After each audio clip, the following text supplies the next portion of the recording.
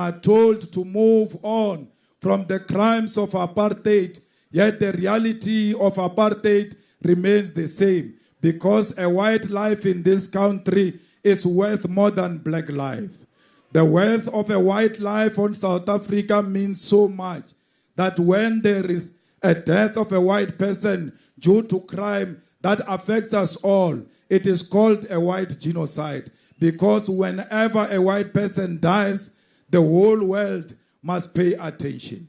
Fellow fighters, we must refuse the idea that a black life is so cheap that even our history of sacrifice and resistance can be changed to message to conscience, to massage the conscience of our oppressors. Our people were massacred by apartheid regime today. The human rights of Africans have not changed ever since those Africans were killed here in Sharpeville in 1960. Our lives remain cheap, our dignity remains undermined, and we are still disrespected by white supremacists that insist that white people must be comfortable at the expense of black people. And when white people are not comfortable, then black people must be punished with sanctions and isolation.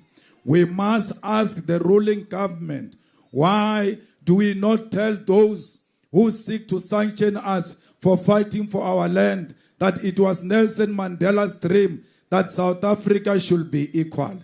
Why do we not remind the international community that loves Nelson Mandela so much that Nelson Mandela did not stand for reconciliation only, but he believed that the land and the wealth of South Africa must be shared. And for this, he started an armed struggle because the white apartheid regime did not listen to a peaceful means. Why does this government not tell the USA that when white racists refused equality, Nelson Mandela said they must just be confronted with arms, and that today we are better because we are confronting racists with legislation and the Constitution to expropriate land without compensation.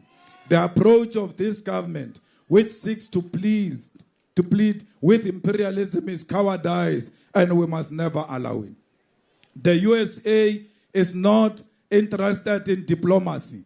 The USA is interested in dominance over us by any means necessary. And we must stand up and fight for ourselves because we represent a historical mission. And that mission is the return of the land. Whether Donald Trump's like it or not, we are going to fight for the return of the land in South Africa.